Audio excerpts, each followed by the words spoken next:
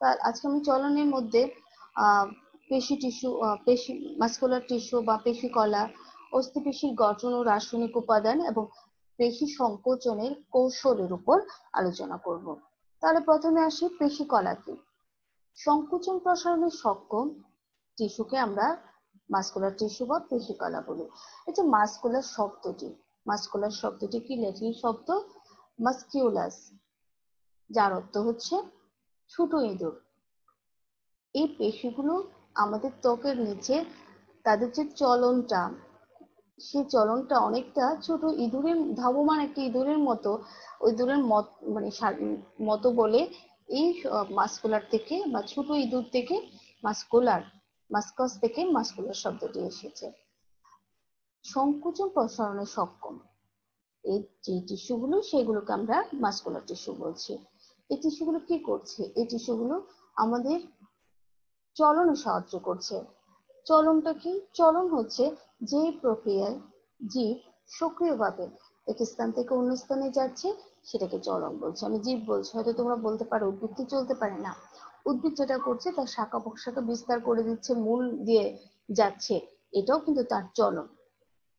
যদিও আমরা প্রাণীদের ক্ষেত্রে চলনটাকে বলি লোকোমোশন, আর উদ্ভিদের ক্ষেত্রে মুভমেন্ট বলি। এখানে আমরা যেহেতু পেশির মুভমেন্ট নিয়ে আলোচনা করব, আমরা সেই জন্য চলনটাকে এখানে মুভমেন্টই বলা হয়েছে। তো এই সংকোচন প্রসারণে সক্ষম পেশি কলা, মানে পেশি কলাগুলো বা পেশি টিস্যুগুলোকে আবার তাদের গঠন, অবস্থান, কাজের ভিত্তিতে তিন ভাগে ভাগ করা হয়েছে। প্রথমটা হচ্ছে ঐচ্ছিক, অর্থাৎ যে পেশিগুলো আমাদের ইচ্ছার উপর নির্ভর করছে, আমরা ইচ্ছা মাফিক নিয়ন্ত্রণ করতে পারছি, সে পেশিগুলোকে ঐচ্ছিক পেশি বলছি। অনিচ্ছিক পেশি অর্থাৎ যে পেশিগুলো আমাদের ইচ্ছাধীন না, যেমন ধর আমাদের পরিপাকতন্ত্রের পেশি আছে, আমাদের ব্লাডারের পেশি, এই পেশিগুলোকে আমরা নিয়ন্ত্রণ করতে পারি না, সেগুলোকে অনিচ্ছিক পেশি বলে। তারপর হৃৎপেশি, যে পেশিগুলো দ্বারা হৃৎপিণ্ড গঠিত, সেই পেশিগুলোকে হৃৎপেশি বলা হচ্ছে। আমরা যেহেতু চলন নিয়ে আলোচনা করব, পেশি কিভাবে সংকুচিত প্রসারিত হচ্ছে, অর্থাৎ পেশির মুভমেন্ট নিয়ে আলোচনা করছি, সেজন্য এক্ষেত্রে আমরা সবচেয়ে বেশি জোর দিচ্ছি ঐচ্ছিক পেশির উপর। আমরা আসলে আলোচনাটা ঐচ্ছিক পেশির উপরই করব। ঐচ্ছিক পেশি, ঐচ্ছিক পেশি আগে বলেছি একটা ভলান্টারি, অর্থাৎ যেটা আমার ইচ্ছার উপর। এটাকে আরো বিভিন্ন নামে ডাকা হয়, যেমন কারণ হচ্ছে, যেমন ধরো এটাকে কঙ্কাল পেশি বলা হয়। কেন? কারণ এটার সাথে অস্থির সংযোগ থাকে বলে এটাকে কঙ্কাল পেশি বলে। আবার এটাকে অমসৃণ পেশি বলে, আবার এটাকে জোড়া কাটা পেশি বলে। কারণ হচ্ছে এখানে যে প্রোটিনটা আছে, তোমরা জানো, দেখবে এখানে অ্যাক্টিন এবং মায়োসিন দুই ধরনের প্রোটিন আছে। এই প্রোটিনগুলো একান্তর বা সজ্জার কারণে দেখতে জোড়া কাটা মনে হয়, এবং এই কারণে এদেরকে জোড়া কাটা পেশি বলা হয়, অথবা এদেরকে আবার অমসৃণ পেশিও বলা হয়ে থাকে। এখন আসো আমরা একটা পেশির গঠন দেখি। এই যে একটা পুরো পেশি, এই পেশির, অর্থাৎ এই পেশির মধ্যে অসংখ্য কোষ আছে, যেগুলোকে আমরা বলছি পেশি তন্তু বা মাসল ফাইবার। এই মাসল ফাইবার বা একটা পেশি কোষ আবার কি একটা আবরণী দ্বারা আবৃত থাকে। সে আবরণীটার নাম হচ্ছে এন্ডোমায়াসিন, এন্ডোমায়াসিয়াম, এন্ডোমায়াসিয়াম। এখন আসো, তাহলে এই যে এই আবরণীটা, এটাকে আমরা বলছি এন্ডোমায়াসিয়াম। এরপরে আসো, এই এই বেশ কয়েকটা এরকম ফাইবার নিয়ে আর শুধুমাত্র মাংসপেশি তন্তুগুলো নিয়ে একটা আরেকটা গঠন তৈরি হচ্ছে, যেটিকে বলা হচ্ছে ফ্যাসিকল, অথবা আমরা এটাকে বলে থাকি ফ্যাসিকোলাস। এই ফ্যাসিকোলাসের মধ্যে পেশি তন্তু থাকে প্রায় 4 থেকে 20টা পর্যন্ত পেশি তন্তু থাকে। এই ফ্যাসিকোলাসটা আবার আরেকটা আবরণী দ্বারা আবৃত থাকে, যে আবরণীটাকে আমরা বলছি পেরিমাইসিয়াম। একটা যেটা মাসেলকে আবৃত করে রাখছে, একটা তন্তুকে আবৃত করে রাখছে, সেটাকে আমরা বলছি এন্ডোমাইসিয়াম। এবং যেটা ফ্যাসিকুলাস বা ফ্যাসিকলকে আবৃত করে রাখছে, সেটাকে আমরা বলছি পেরিমাইসিয়াম। আর এরকম অনেকগুলো ফ্যাসিকুলাস নিয়ে একটা পেশি গঠিত হচ্ছে, সে পেশিটাকে আমরা বলছি, পেশির যে আবরণীটাকে, সেটাকে আমরা বলছি এপিমাইসিয়াম। তাহলে এখন দেখো, এই পেশিগুলো আবার যেমন ধরো এখানে আমি অস্থির সাথে, তোমরা দেখতে পাচ্ছ বোন, অস্থির সাথে এগুলো সংযুক্ত। এই যে সংযুক্ত যে অংশটা, এটা হচ্ছে তন্তুময় যোজক কলা দ্বারা গঠিত বা তন্তুময় যোজক টিস্যু নিয়ে গঠিত। পেশি এবং অস্থির মধ্যে যে সংযোগকারী অংশটা আছে সেটাকে বলা হয় টেন্ডন। তোমরা নিশ্চয়ই জানো। আরেকটা আছে লিগামেন্ট। লিগামেন্ট কি? লিগামেন্ট হচ্ছে পেশি এবং পেশির সাথে সংযুক্তকারী অংশটাকে বলা হয় লিগামেন্ট। এখন আমরা আমাদের এই পেশির অর্থাৎ কঙ্কাল পেশি বা অস্থি পেশির গঠনটা আমরা একটু দেখি। এই পেশি তন্তুর আমরা জানি যে প্রত্যেকটা সেলের যে মেমব্রেন আছে, যে সেটাকে আমরা প্লাজমা মেমব্রেন বলি, এবং এক্ষেত্রে সেটাকে বলা হয় সার্কুলেমা, অর্থাৎ পেশি তন্তুর ক্ষেত্রে এটার নাম হচ্ছে সার্কুলেমা। এরপরে আসো, এখানে দেখো এই সার্কুলেমার ভেতরে যে সাইটোপ্লাজম আছে সেটাকে বলা হয় সার্কোপ্লাজম। আরেকটা কথা এখানে বলি, সেটা হচ্ছে এই যে পেশি তন্তুগুলো বলছি, পেশি তন্তুর ভেতরে আবার থাকে কি, আমাদের যে পেশি তন্তুগুলো সেগুলো কতগুলো প্রোটিন দ্বারা গঠিত। আসলে সেই প্রোটিনগুলো হচ্ছে মায়োফাইব্রিল। এই প্রোটিনগুলোকে আমরা বলছি মায়োফাইব্রিল। এই মায়োফাইব্রিল গুলো আবার যেমন ধরো আমরা একটাকে বলছি অ্যাক্টিন, আবার আরেকটাকে বলছি মায়োসিন। অ্যাক্টিন বলছি, মায়োসিন, এগুলো হচ্ছে মূলত মায়োফাইব্রিল। এখন আমরা দেখি এই যে গঠনটা, এই যে সার্কুলেমাটা এখানে কি, দেখো সার্কুলেমাটা কিন্তু সেলের ভেতরে ঢুকে গেছে। এই যে অংশটা সেটা হচ্ছে টি টিউবিউল, আর এই যে অংশটা এখানে দেখানো হয়েছে এটা হচ্ছে সার্কোপ্লাজমিক রেটিকুলাম। আমরা জানি আমাদের সেলের ভেতরে যেটা থাকে সচরাচর সেটাকে আমরা এন্ডোপ্লাজমিক রেটিকুলাম বলি, আর এক্ষেত্রে এটাকে বলা হচ্ছে সার্কোপ্লাজমিক রেটিকুলাম। তোমরা জানো যে এন্ডোপ্লাজমিক রেটিকুলামে 3 ধরনের গঠন থাকে, একটা হচ্ছে সিস্টার্নি, একটা হচ্ছে ভেসিকল, আর একটা হচ্ছে টিবিউল। এখানেও সিস্টার্নিটা আছে, এই যে সিস্টার্নি, এই টিউবিউলের দুই পাশে, অর্থাৎ টি টিউবিউলের দুই পাশে এটা এবং এটা, এই তিনটা মিলে একটা গঠন তৈরি হয় যেটাকে বলা হয় ট্রায়াড। এটাকে বলা হয় ট্রায়াড। এই সার্কোপ্লাজমিক রেটিকুলামের কাজটা, একটা ইম্পর্টেন্ট কাজ করবে সংকোচনের জন্য, সেটা হচ্ছে ক্যালসিয়াম আয়ন নিঃসরণ করে থাকে। তাহলে এইটা হচ্ছে অস্থিপেশি মোটামুটি একটা গঠন। আমরা দেখি এটার আরেকটু গঠনটা আরেকটু দেখি। সেটা হচ্ছে এটা যে মায়োফাইব্রিল বলেছি আমি, সে মায়োফাইব্রিলের গঠন। এই মায়োফাইব্রিলের মধ্যে দেখো এখানে অনেকগুলো ব্যান্ড আছে। তারপর এই যে এখানে যে লাল মোটা করে দেওয়া হয়েছে এটা আসলে মায়োসিনকে বোঝানো হয়েছে, যেটাকে এখানে বলা হচ্ছে থিক ফিলামেন্ট। ঠিক আছে, আবার দেখো যেগুলো একটু সরু, এটা হচ্ছে অ্যাক্টিন, যেটাকে বলা হচ্ছে 3 ফিলামেন্ট। এই যে এটাকে বলা হচ্ছে 3 ফিলামেন্ট। এই ফিলামেন্ট গুলোর মাঝখানে, অর্থাৎ এগুলোর অবস্থানের উপর এদের মধ্যে বিভিন্ন ধরনের ভাগ দেখা যায়। এই যে এখানে আমি ডোরাদার বলেছে, মাসলদার, দেখো এগুলো দেখতে, অর্থাৎ অ্যাক্টিন এবং মায়োসিনের কারণে দেখো এগুলো দেখতে অনেকটা ডোরাকাটা হয়ে যায়। আসলে মাসল আমাদের জন্য, বিশেষ করে অস্থি পেশি আমাদের জন্য খুবই প্রত্যেকটা পেশি গুরুত্বপূর্ণ। যেমন ধরো আমাদের যে আমরা হাঁটার সময় আমরা প্রায় আমাদের এই হাঁটাটাকে কার্যকর করার জন্য 200টা পেশি কাজ করে থাকে। এখন আসো আমরা আরেকটু দেখি এই মানে এই যে এত বড় একটা ঘটনা ঘটছে, এতগুলো পেশি কাজ করছে, কিভাবে করছে, এটার জন্য আমরা একটু সূক্ষ্ম গঠনটাও দেখে থাকি। কি গঠনটা যে আমি সার্কোমেয়ার বলেছিলাম, সার্কোমেয়ারটা হচ্ছে আসলে ওই যে বললাম মায়োফাইব্রিলের একটা ইউনিট। এই ইউনিটের মধ্যে দেখিয়েছিলাম আমি, এখানে মায়োসিন আছে, এখানে অ্যাক্টিন আছে। এই যে ব্যান্ড গুলোর কথা বলেছে, আমি একটু ব্যান্ড গুলোর কথা বলি তোমাদের সাথে।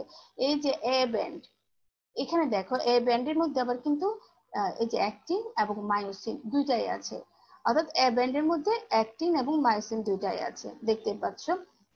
এখন এই অ্যাক্টিন এবং মায়োসিনের মাঝখানে আবার একটা জোন আছে, একটা অঞ্চল আছে, যেটাকে এইচ অঞ্চল বলা হচ্ছে। এইচ এই শব্দটা আসছে হেলার থেকে। হেলার একটা জার্মান শব্দ, যার এই শব্দের অর্থটাই হচ্ছে ব্রাইট। যেহেতু দেখো যেখানে ওভারল্যাপ করছে সেখানে কিন্তু কালচে দেখায়, কিন্তু যেখানে মানে এখানে দেখো এখানে শুধুমাত্র মায়োসিন আছে, এখানে কিন্তু ওভারল্যাপ হয় নাই, যার কারণে এটা উজ্জ্বল, এই জন্য এটাকে বলা হচ্ছে এস জোন বা এইচ অঞ্চল। এরপর আসো এখানে আবার আরেকটা লাইন দেখানো হচ্ছে এম লাইন। এম লাইনটা কি, এটা হচ্ছে আহ যদি বা ক্রিয়েটিন কাইনেজ, এখানে এম লাইনটা আমি একটু করে এই সরাসরি বলি এটাকে, এটা হচ্ছে এম লাইনটাকে বলা হয় মিডল, মিডল শব্দ থেকে এম আসছে, অর্থাৎ মিডল অফ দ্য সার্কোমেয়ার। এই সার্কোমেয়ারের মাঝখানে এটা আছে বলে এটাকে এম লাইন বলা হচ্ছে। এরপরে আসো এখানে তোমরা আই ব্যান্ড, আই ব্যান্ডটা কি, আই ব্যান্ডটা হচ্ছে দুইটা আই ব্যান্ডের মাঝখানে, এখানে এটা তো একটা সার্কোমেয়ার দেখানো হচ্ছে, এখানে একটা আই ব্যান্ড দেখানো হয়েছে। দেখো এই যে এর পরে আরেকটা যদি সার্কোমেয়ার দেখানো হতো, তাহলে দুইটা ব্যান্ডের মাঝখানে যে ব্যান্ডটা সেটা হচ্ছে আই ব্যান্ড, সেটা হচ্ছে আই ব্যান্ড।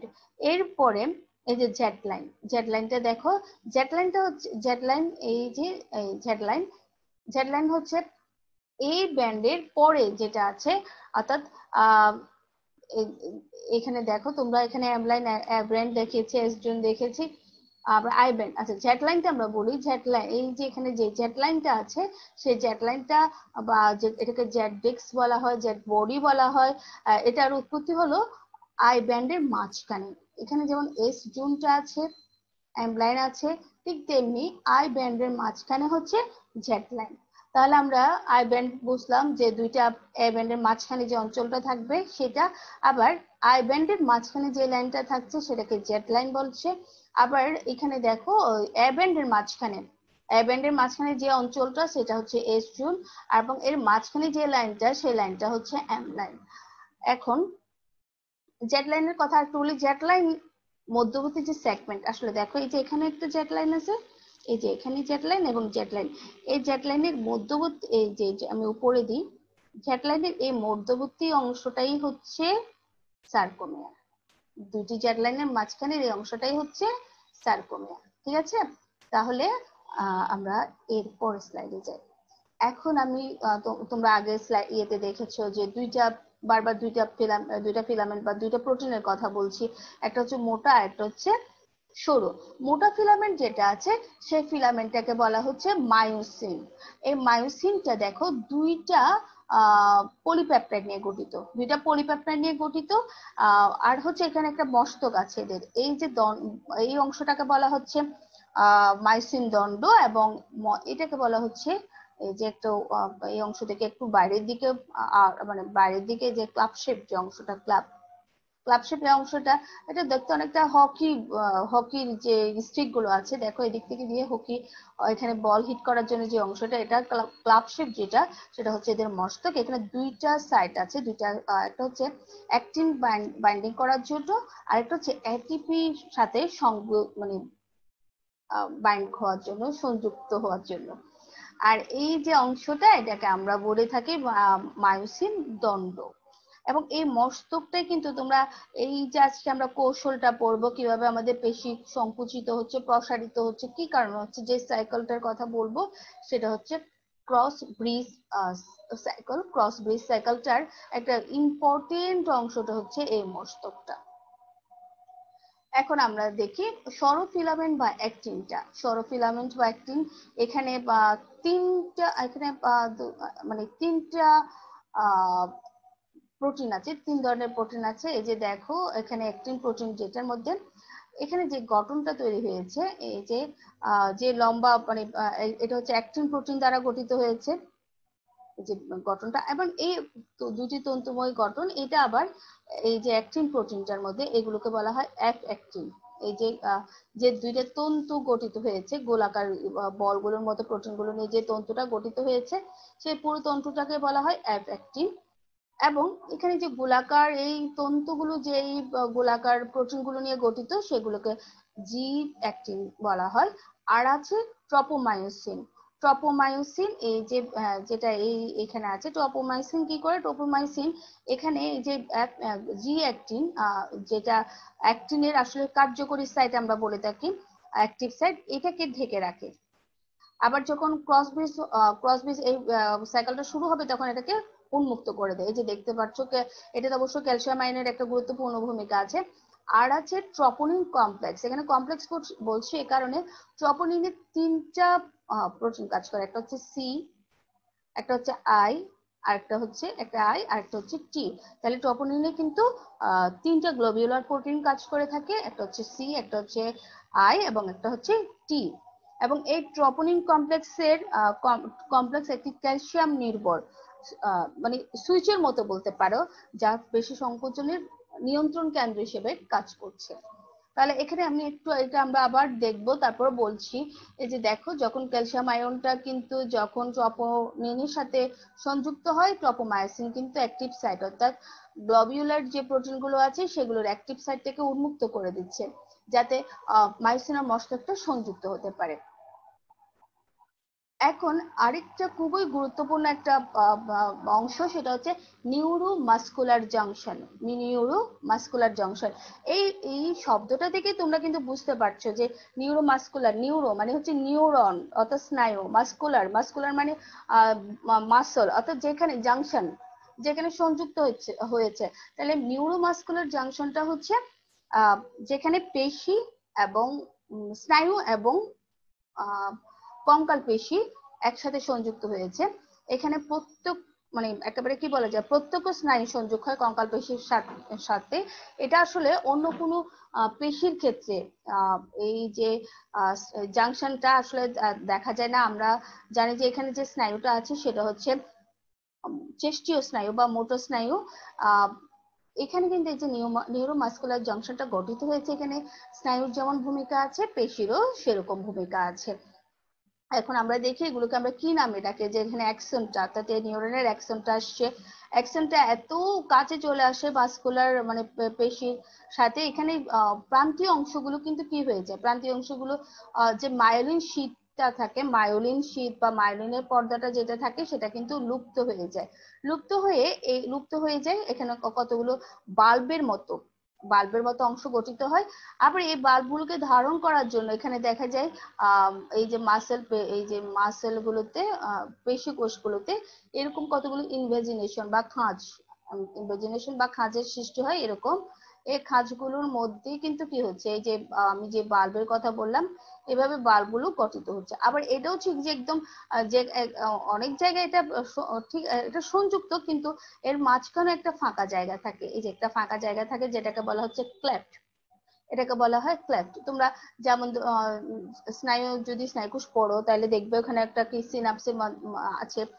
এখন এই যে কাজটা আমরা একটু দেখি আসলে কি করছে এখানে নিউরোমাস্কুলার। আর এটা মোটর এন্ড প্লেট বলা হয়, এই যে অনেকে এটাকে অ্যাকশনের প্রান্তটাকে মোটর এন্ড প্লেট বলে থাকে, মোটর প্রান্ত বলে থাকে। আসলে এখানে এটা যে স্নায়ুর বাল্বের কথা যেটা আমি বললাম, এখানে আমি একটু করে দেখালাম যে স্নায়ুর বাল্ব আকৃতির যে অংশটা প্রসারিত হয়ে নিচে পেশিকোষের আবরণীর যে পরবর্তীতে যে অংশটা, সেটাই হচ্ছে মূলত দেখো মোটর এন্ড প্লেট। আমি এটা এই কারণে বলছি, অনেক বইয়ে তোমরা পাবে অ্যাক্সনের যে প্রান্তটা বাল্ব গঠন করছে সেটাকে মোটর এন্ড প্লেট বলছে এই কারণে। আরেকটা গুরুত্বপূর্ণ জিনিস যেটা টি টিউবুল, আমি আগে বলেছিলাম, এই টি টিউবুলটা কিন্তু সার্কুলেমা থেকে, তোমরা দেখেছো সার্কুলেমা থেকে এটা এখানে কি ঢুকে গেছে।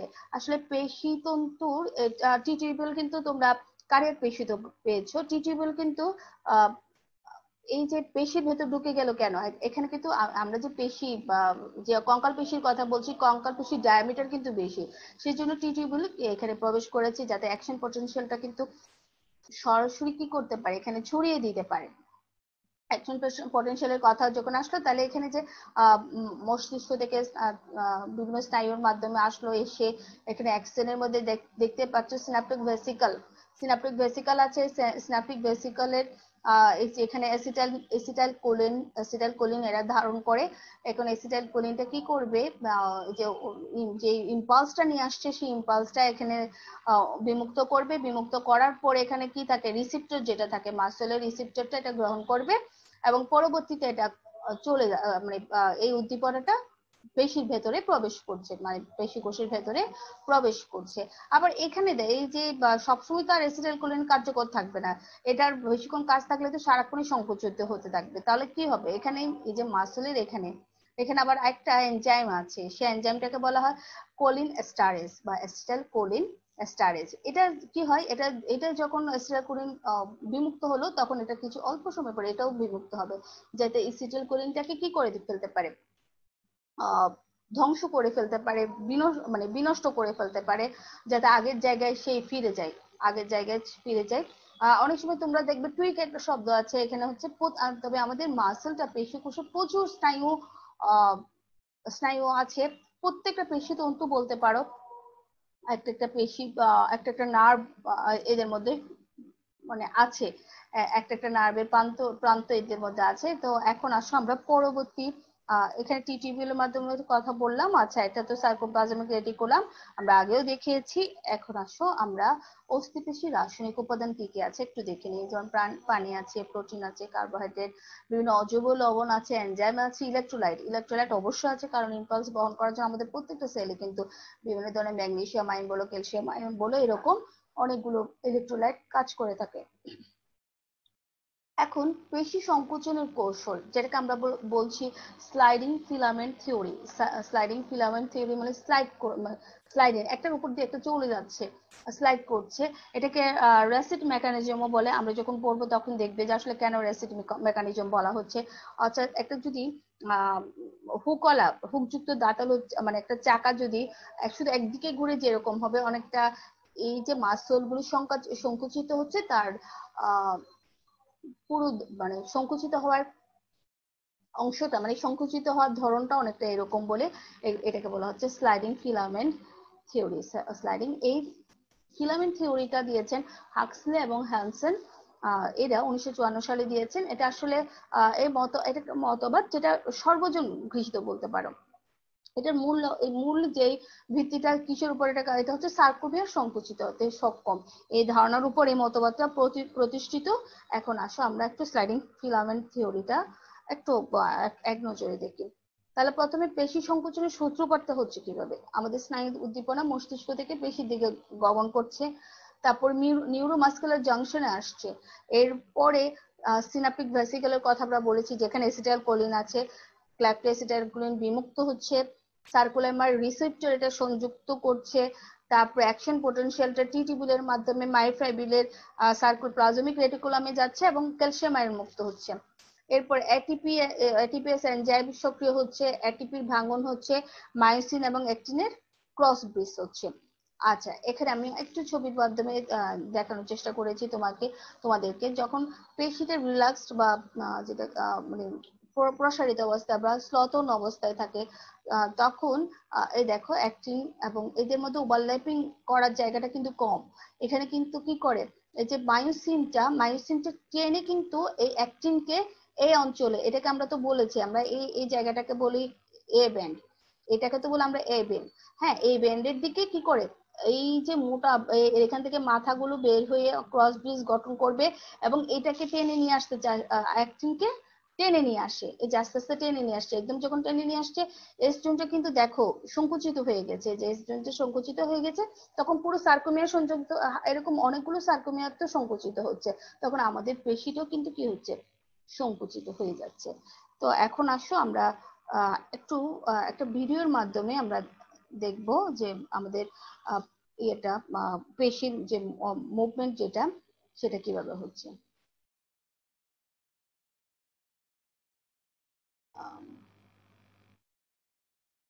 একটু আমরা দেখছি পেশির, আমরা ভিডিওটা একটু অন করছি, আমরা ভিডিওটা অন করে একটু আমরা দেখছি যে পেশির মুভমেন্টটা কিভাবে হচ্ছে ভিডিওর যে দেখানো হয়েছে, এটা আসলে অ্যানিমেশন একটা। এই যে তোমরা দেখতে পাচ্ছ এখানে পেশি সংকুচিত হচ্ছে, যে ফোর্সটা, সে ফোর্সটা কিন্তু কি করছে, অস্থিটাকে টেনে নিয়ে যাচ্ছে, অস্থিটাকে সঞ্চালিত করছে। এখন আমরা ক্রস ব্রিজ সাইকেল যেটা, এটা হচ্ছে আসলে অনেকগুলো বলতে পারো যে মলিকুলার আণবিক অনেকগুলো ঘটনার একটা সমষ্টি। তাহলে আমরা একটু দেখি যে সার্কোমিয়ার কথা আমরা বলেছি, আসলে পেশিতন্ত্রের একটা ইউনিট, অনেকগুলো এরকম ইউনিট নিয়ে একটা পেশিতন্ত্র গঠিত হচ্ছে। এই যে আমরা এখানে দেখিয়েছিলাম যে টিক ফিলামেন্ট এবং তিন ফিলামেন্ট, অর্থাৎ টিকটা হচ্ছে মায়োসিন এবং তিনটা হচ্ছে অ্যাক্টিন। তো দেখো এটা কিন্তু কি হচ্ছে, সংকুচিত হচ্ছে। এখন এটা আমরা একটু বিস্তারিত দেখবো কি হচ্ছে এটার মধ্যে। সুন্দর একটা অ্যানিমেশন। তোমরা এতক্ষণ যেটা দেখেছো অ্যাক্টিন, এটা হচ্ছে অ্যাক্টিন ফিলামেন্ট। আর এটা হচ্ছে দেখো ক্যালসিয়াম আয়ন মুক্ত হলো, উদ্দীপনা যেহেতু আসছে, তখন এটা কি করছে, ট্রপোনিনের গঠনটা চেঞ্জ হয়ে যাচ্ছে। গঠনটা চেঞ্জ হয়ে গিয়ে এটা কি করছে, এটা যে ট্রপোমায়োসিন, তাকে কিন্তু ট্রপোমাইসিন কিন্তু ঘুরে যাচ্ছে। ট্রপোমাইসিন ঘুরে গিয়ে কি করছে, যে অ্যাক্টিভ এগুলো অ্যাক্টিভ সাইট গুলো মুক্ত হয়ে যাচ্ছে, আর মাইসিনের হেডটা এটার সাথে সংযুক্ত হয়ে গেল। মাইসিনের হেড সংযুক্ত হওয়ার আগে কিন্তু ঘটনা ঘটে, কি ঘটনা ঘটে, এখানে কিন্তু এটিপি, সে এটিপি গ্রহণ করে মাইটোকন্ড্রিয়া থেকে এটিপি যায়, এই যে এটিপি ঢুকলো, এই এটিপি কি করবে এখন, এডিপি এবং ইনঅর্গানিক ফসফেট, এই দেখো এটিপি এবং ইনঅর্গানিক ফসফেটে বিশ্লিষ্ট হয়ে গেল হাইড্রোলাইসিস প্রক্রিয়া। তাহলে এখানে কিন্তু কিছু শক্তি লিবারেট হয়েছে, যেটার মাধ্যমে সে কিন্তু কি করতে পারছে, এই যে সক্রিয়টা হয়েছে। এখন দেখো আমরা একটু দেখে এখানে এটা কোন সক্রিয় সক্রিয় অবস্থায় আছে, ফরমেশনটা হচ্ছে ক্রস ব্রেস ফরমেশনটা। দেখো অ্যাক্টিভ সাইডের সাথে সে কিন্তু ওই যে শক্তিটা নিয়ে সেই কি মানে শক্তিটা পেলে, যে ইনঅর্গানিক ফসফেটটা চলে গেল, সে কিন্তু একটা অ্যাক্টিভ সাইডের সাথে সংযুক্ত হয়ে গেল। এরপরে দেখো পাওয়ার স্ট্রোক, সেটা কিরকম, সে এখানে কিন্তু কি হচ্ছে, আবার এডিপি চলে যাচ্ছে, এডিপি যাওয়ার পরে সে কিন্তু মানে 90 ডিগ্রি থেকে একটা আরেকটু কৌণিক ভাবে ঝুলে গিয়ে আরেকটা অ্যাক্টিভ সাইডের সাথে সে কি হচ্ছে, 90 ডিগ্রি থেকে 45 ডিগ্রিতে সে কৌণিক ভাবে আন্দোলিত হয়ে অ্যাক্টিনের যে মায়োফিলামেন্ট কে সার্কোমিয়ার কেন্দ্রের দিকে টেনে আনতে যাচ্ছে। এখন আবার আরেকটা এটিপি আসলো, সে এটিপিটা আসার পরে এখন কিন্তু ডিটাচমেন্ট হয়ে যাচ্ছে। এখন এইটা রিঅ্যাক্টিভেশন হবে, এখানে এডিপিটা আবার ভাঙবে, আবার শক্তিটা পাবে। যে দেখো আবার ভাঙলো এটিপি, ইনঅর্গানিক ফসফেট এবং এডিপিতে, সে এখন শক্তিটা আবার পাবে, সে কিন্তু বাইন্ডিংটা মুক্ত হয়ে আগের জায়গায় অর্থাৎ 90 ডিগ্রি অ্যাঙ্গেলে সে ফিরে আসলো। এইভাবেই কিন্তু কি, এই যে যতক্ষণ পর্যন্ত ক্যালসিয়াম আয়ন থাকবে ততক্ষণ পর্যন্ত ট্রপোনিনের গঠন চেঞ্জ হবে, এই যে অ্যাক্টিভ সাইটটা ট্রপোমাইসিন অ্যাক্টিভ সাইট উন্মুক্ত করে রাখবে, ততক্ষণ পর্যন্ত এই ক্রস ব্রিজ চলতে থাকবে। এবং ক্রস ব্রিজ চলতে চলতে দেখা যাচ্ছে কি, এই যে এই অঞ্চল এই ব্যান্ডের দিকে অ্যাক্টিনটাকে সে কি করছে, টেনে নিয়ে আসছে, মাথাগুলোর সাথে সে টেনে নিয়ে আসছে, টেনে নিয়ে এসে এইভাবেই কি সংকোচনটা হচ্ছে। এখন কিন্তু সংকোচনটা যে সবসময় থাকছে সেটা না, এটা কিন্তু পেশি থেকে অ্যাসিটাইল কোলিন স্টারেজ যেটা, সেটা মুক্ত হচ্ছে। অ্যাসিটাইল কোলিন যখন মুক্ত হচ্ছে, তখন কিন্তু কি হবে, মানে স্নায়ু প্রান্ত দ্বারা পেশির স্টিমুলেশনটা বন্ধ হয়ে যাচ্ছে। তারপর এরপরে ক্যালসিয়াম আয়ন কিন্তু, আর ক্যালসিয়াম আয়ন সার্কোপ্লাজম রেটিকুলামে ফেরত যাচ্ছে। এভাবেই কিন্তু কি হচ্ছে, অ্যাক্টিভ সাইটটা আবার বন্ধ হয়ে যাচ্ছে। দেখো অ্যাক্টিভ সাইট গুলো বন্ধ হয়ে যাচ্ছে, তারপর কি ক্রস ব্রিজটা ভেঙে যাচ্ছে, পেশিটা প্রসারিত হয়ে যাচ্ছে। তো আমরা এটা দেখলাম। এখন আসো আমি আশা করি এই ভিডিও থেকে তোমরা বুঝতে পেরেছো যে আসলে স্লাইডিং ফিলামেন্ট থিওরিটা কিরকম।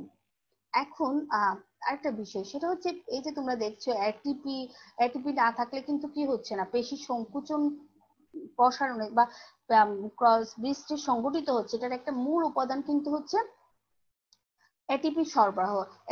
এটিপি সরবরাহটা কিন্তু কি হচ্ছে, মানে একদম কি বলা যায়, প্রতিনিয়ত একদম থাকতেই হচ্ছে। এখন এটিপিটা আমরা এটিপিএস এনজাইমের মাধ্যমে ভেঙে এটা এডিপি এবং ইনঅর্গানিক ফসফেটে পরিণত হচ্ছে, যেটা এবং এটিপিটা আসলে সুলভ শক্তির উৎস, কিন্তু সর্বাধিক মানে সবচেয়ে বেশি কাজের সময় যে পরিমাণ শক্তির দরকার, সেই চাহিদা উৎপাদনের তুলনায় অনেক বেশি। সেজন্য এটিপি উৎপাদিত হয় তার চেয়ে বেশি কি হয়ে যাচ্ছে, খরচ হয়ে যাচ্ছে। এখন এই খরচটা মানে পুনঃসংশ্লেষণের জন্য এক্ষেত্রে আবার দেখা যাচ্ছে ক্রিয়েটিন ফসফেটের সাথে এডিপি সংযুক্ত হয়ে ক্রিয়েটিন এবং এটিপি তৈরি হচ্ছে। আবার কিন্তু ক্রিয়েটিন ফসফেটটা অবিরাম সরবরাহের জন্য কি হচ্ছে, আবার ক্রিয়েটিন এবং এটিপি সংযুক্ত হচ্ছে, ক্রিয়েটিন ফসফেট তৈরি হচ্ছে।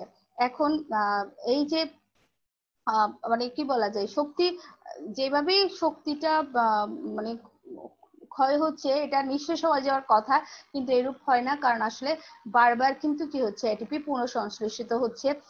এবং এই যে এইগুলো আসলে আমরা তো জানি যে এটিপি আমরা পেয়ে থাকি স্নেহ, শর্করা, এগুলো বিপাকের ফলে আমরা কিন্তু প্রতিনিয়ত এটিপি পাচ্ছি, এবং এখানে আমাদের মধ্যে ক্রিয়েটিনিন আছে, এবং ক্রিয়েটিনের সাহায্যে আমরা ক্রিয়েটিনিন ফসফেট তৈরি হচ্ছে, এবং ক্রিয়েটিন ফসফেট থেকে আবার কি এটিপি আমরা পেয়ে থাকছি। তাহলে কিন্তু মানে ঋণাত্মক অবস্থায় শক্তির যে ক্ষয় সেটা আর ঋণাত্মক অবস্থায় যাচ্ছে না, একটা সব সময় নিঃশেষ হচ্ছে না, এটা একটা ব্যালেন্স অবস্থায় থাকছে, কারণ এটিপি বারবার পুনঃসংযোজিত। তাহলে চলো আমরা একটু পেশি সংকোচনের যে যান্ত্রিক কৌশল আছে, এটা দুইটা ভাগ আছে, একটা হচ্ছে সমটন বা আইসোটোনিক পেশি সংকোচন, এটা একটু দেখি। এক্ষেত্রে কি হয়, এটা পেশির দৈর্ঘ্যটা হ্রাস পাবে, স্থূলতাটা বৃদ্ধি পাবে, আয়তন অপরিবর্তিত থাকে। এটা হচ্ছে কি যখন ক্রস ব্রিজ হচ্ছে তখন অ্যাক্টিন ফিলামেন্টকে এ লাইনের দিকে টেনে নিয়ে যায়, ফলে কি হচ্ছে অঙ্গ সঞ্চালন বা বোঝা স্থানান্তরের সময় আমরা এই আইসোটোনিক কন্ট্রাকশনটা করে থাকি। আইসো মানে হচ্ছে কি সম, টনিক মানে হচ্ছে টান। এখানে টনিকটা আসলে বুঝতে পারছি, যখন পেশি সংকুচিত হয় তখন কিন্তু কি হয়, বল উৎপাদিত হচ্ছে। এই যে বলটা, সেই বলটাই হচ্ছে টান।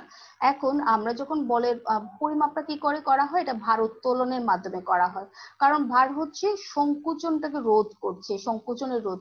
অর্থাৎ ভার যখন বৃদ্ধি পাবে তখন পেশি খাটো হওয়ার বা সংকুচনের গতিটা হ্রাস পাবে, এবং যখন একদম ভারশূন্য হয়ে যাবে তখন সংকুচন বা খাটো হওয়ার গতিবেগ সর্বোচ্চ হবে। তাহলে এই ধরনের পেশি সংকুচনের মাধ্যমে, আমি তো বললাম যে আমাদের আসলে অঙ্গ সঞ্চালন, যে তোমরা দেখতে পাচ্ছ অঙ্গ সঞ্চালন বা বোঝা স্থানান্তরের কাজে এটা ব্যবহৃত হয়ে থাকে। এরপর আসো আইসোমেট্রিক কন্ট্রাকশন। এক্ষেত্রে পেশি টান বৃদ্ধি পাচ্ছে, কিছু পেশির দৈর্ঘ্যটা, অর্থাৎ এটা পেশি কিন্তু সংকুচিত হচ্ছে না, দৈর্ঘ্যটা কিন্তু অপরিবর্তিত থাকছে। এক্ষেত্রে দেখা যাচ্ছে কি একই স্থানে অ্যাক্টিন ফিলামেন্টের একই স্থানে বারবার যখন মায়োসিনটা কি হচ্ছে সংযুক্ত হচ্ছে, তখন সে কিন্তু কি হচ্ছে না, মায়োসিনের হেডটা, মস্তকটা অ্যালাইনের দিকে অ্যাক্টিনকে টেনে আনতে পারে না, ফলে কিন্তু কি হচ্ছে এখানে দৈর্ঘ্যটা একই থেকে যাচ্ছে, মানে সমদৈর্ঘ্য হচ্ছে। এর ফলে এই ধরনের সংকোচনের মাধ্যমে আসলে আমরা গ্র্যাভিটির বিপরীতে কাজ করে থাকি, আমাদের দেহ ভঙ্গিটাকে স্থিরভাবে বজায় রাখা বা একটা বোঝা নির্দিষ্ট অবস্থানে ধরে রাখা, এই কাজগুলো কিন্তু হয়ে থাকে আমাদের এই আইসোমেট্রিক কন্ট্রাকশনের মাধ্যমে। এখন আমরা একদম শেষ পর্যায়ে চলে আসছি। আমি আশা করি আজকের লেকচার থেকে তোমরা এই ধরনের যদি প্রশ্ন হয় তাহলে অবশ্যই পারবে। যেমন আমি ছোট একটা প্রশ্ন করলাম যে কেন বায়োলজিক্যাল মোটর বলা হচ্ছে পেশিকে, কঙ্কাল পেশিকে, বা কঙ্কাল পেশির সূক্ষ্ম গঠন তোমরা বর্ণনা করো, বা পেশি সংকোচনের কৌশলকে কেন স্লাইডিং মতবাদ বলা হচ্ছে, বা